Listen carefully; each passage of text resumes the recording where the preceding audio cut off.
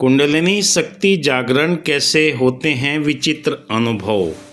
कुंडलिनी जागरण एक शक्तिशाली आध्यात्मिक और ऊर्जात्मक प्रक्रिया है जो व्यक्ति के शरीर, मन और चेतना को गहराई से प्रभावित कर सकती है। जब कुंडलिनी ऊर्जा जागृत होती है तो रीढ़ की हड्डी के मध्य में ऊपर की ओर बढ़ती है तो यह विभिन्न विचित्र अनुभव शारीरिक, मानसिक और आध्यात्मिक उत्पन्न करती है, जिनमें कुछ सामान्य से अलग और विचित्र होते हैं। मैं रेकी ग्रैंड मास्टर विकास बिहानिया आज इस वीडियो के माध्यम से आपको जानकारी दूंगा क्या विचित्र अनुभव हमारे जीवन के अंदर होते हैं।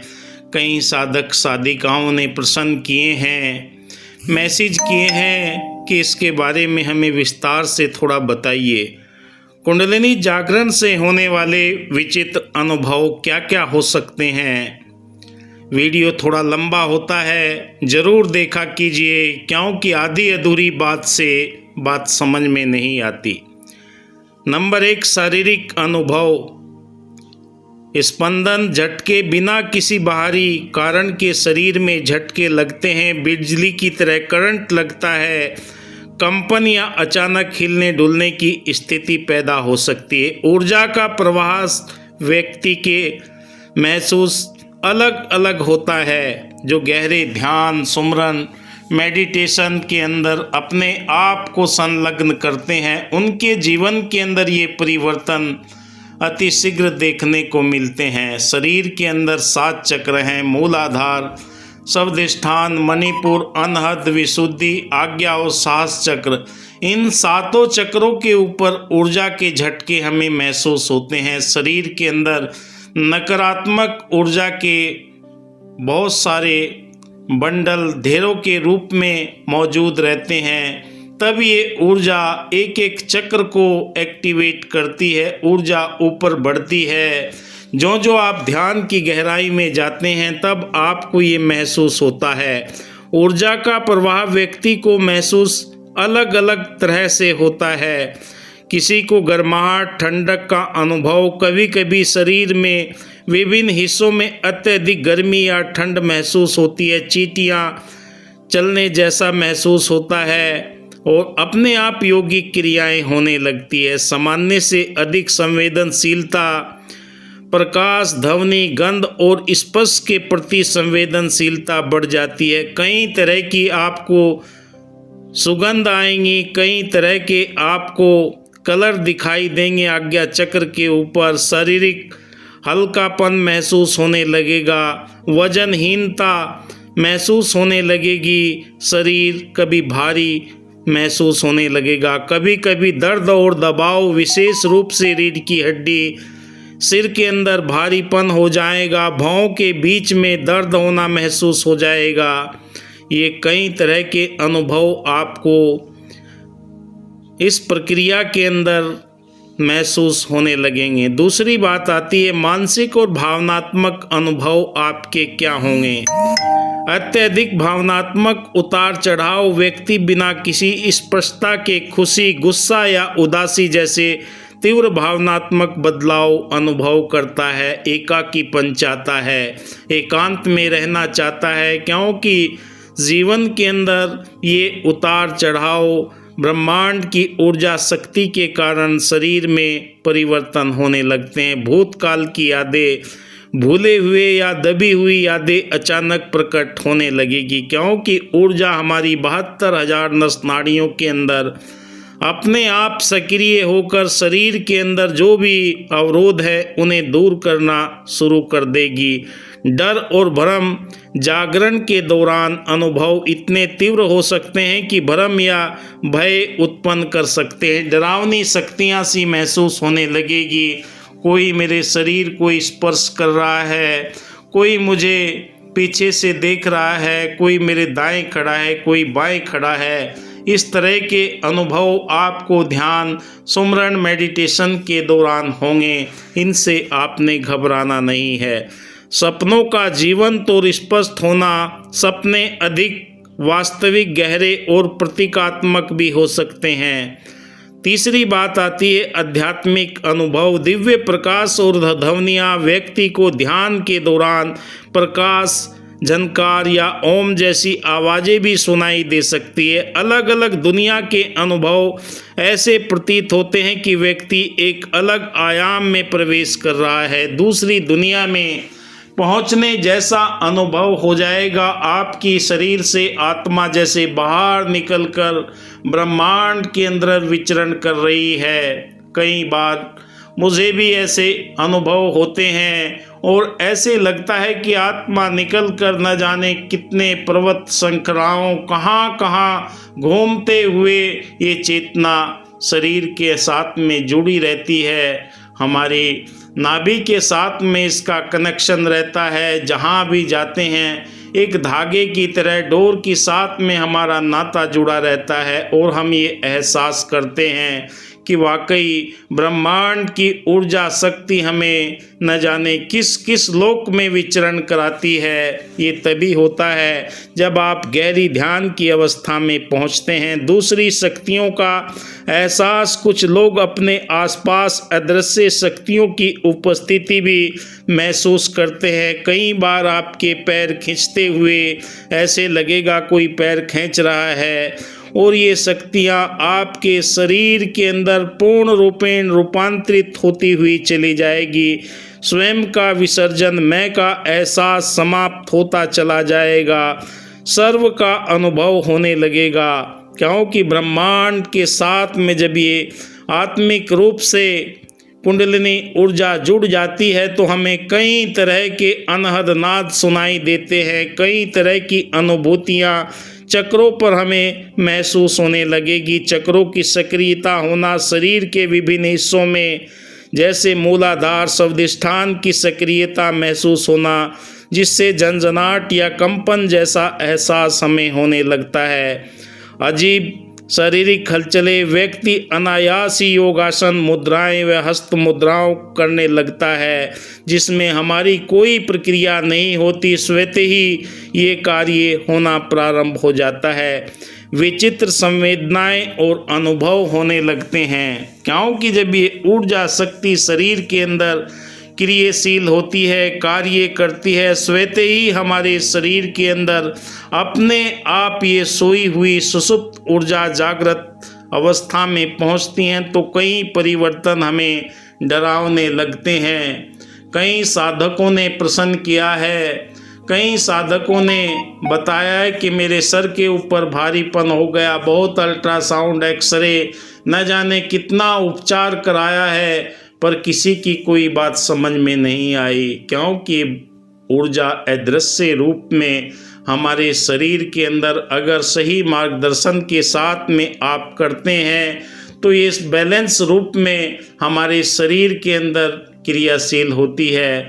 अचानक अनाधुंध अगर करते हैं तो जब ये ऊर्जा तीव्र गति से उठती है तो इसे हमारा शरीर संभाल नहीं पाता। इसलिए गुरु का मार्गदर्शन बहुत ज़रूरी है। वो बताते हैं कि कब कितना करना है, क्योंकि वैसे तो वेदों के अंदर, ग्रंथों के अंदर भी लिखा है जितनी आपकी आयु है इतने मिनट का अगर आप ध्यान करते हैं तो ऊर्जा आपकी बैलेंस की अवस्था में रहती है।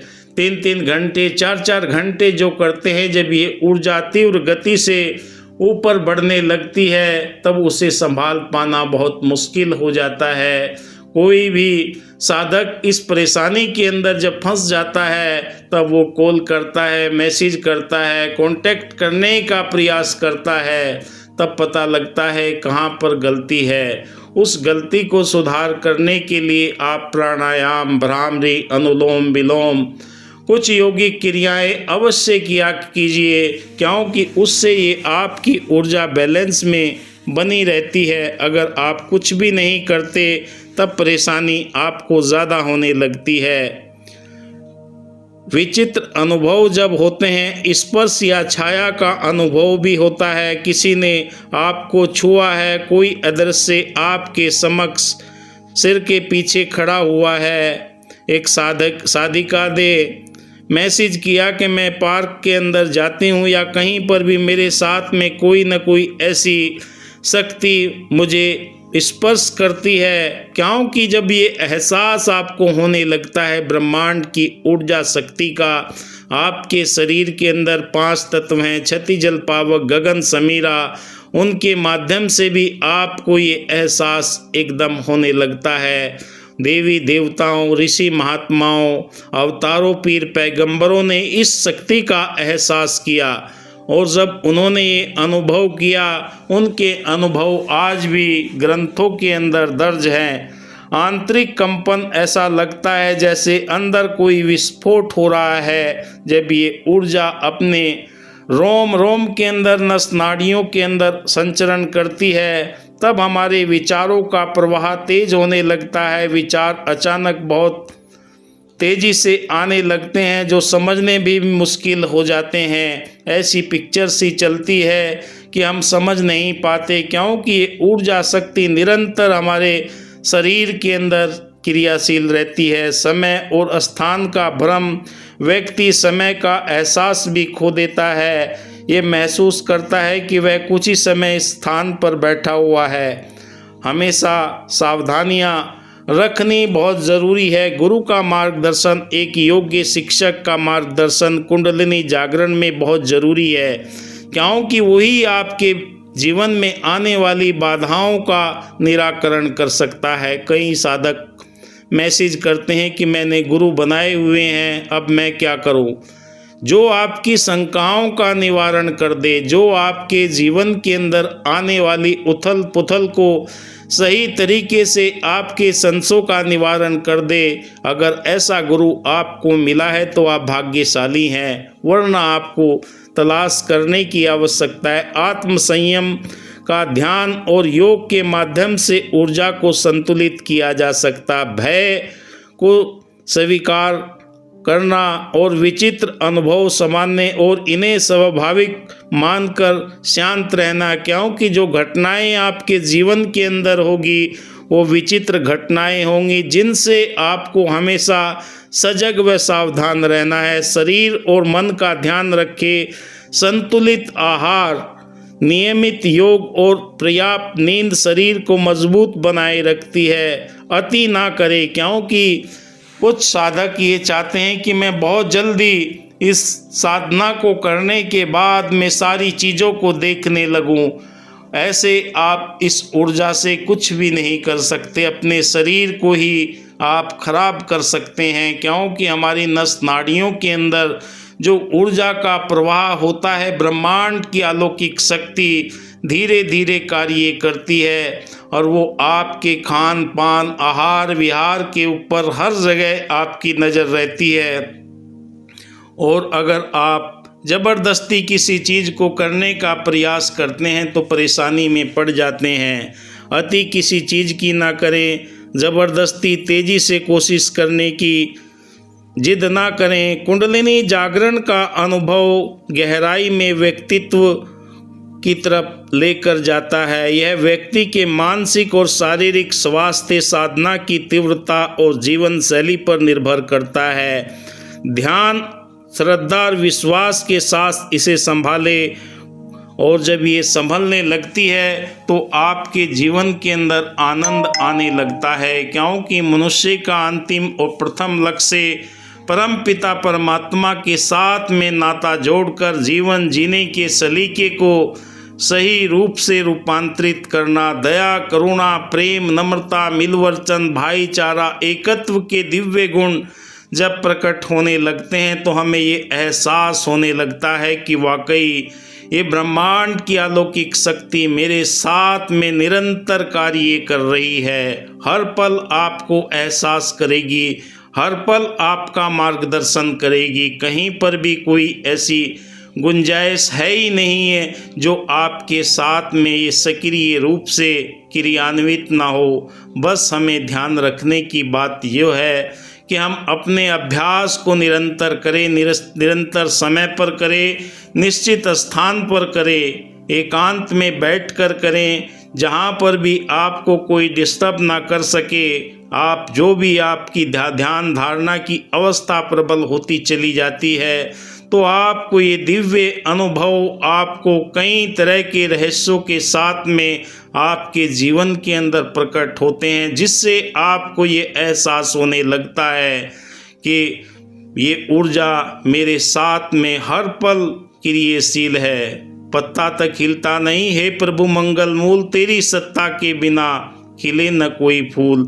देवी देवताओं के आशीर्वाद स्वतः ही हमें मिलने लगते हैं। अपने आप ये एहसास हमारे जीवन के अंदर जागने लगता है। जिस भी हम इष्ट भगवान की आराधना पूजा पाठ करते हैं, उनके हमें सपनों के अंदर, ध्यान के अंदर दर्शन भी होने लगते हैं, पितरों के दर्शन होने लगते हैं। वो हमें आशीर्वाद देकर चले जाते हैं। बस हमारी ध्यान की अवस्था कभी भी बीच में टूटने वाली ना हो, क्योंकि निरंतरता ही सफलता की मूल कुंजी है। जो आप निरंतर अभ्यास करते हैं, आपके जीवन के अंदर ये परिवर्तन आपको स्वयं दिखाई देते हैं। और अपनी साधना का जिक्र किसी के समक्ष करने की कोशिश ना करें, क्योंकि आपकी कमाई हुई दौलत, आपकी कमाई हुई साधना लोग हंसी मजाक में उड़ाते हैं, फिर आपका मनोबल कमज़ोर होने लगता है। इससे आपको लगता है कि अब मेरी ऊर्जा मणिपुर चक्र के अंदर रुक गई है या अनहद चक्र के ऊपर रुक गई है, रुकती कहीं नहीं है। बसंत ऋतु में पेड़ पत्ते छोड़ देते हैं और ऐसे लगता है कि पेड़ सूख गया है, पर ऐसा नहीं, वो अंदर से ऊर्जा लेते रहते हैं। ऐसे ही हमारे जो कर्मों के बंधन जीवन में बंधे रहते हैं, उन्हें दूर करने के लिए ऊर्जाएं क्रियाशील रहती है। आप देख रहे हैं मेरा यूट्यूब चैनल विकास बिहानिया। वीडियो अच्छा लगे लाइक कीजिए, शेयर कीजिए। धन्यवाद। जय हिंद।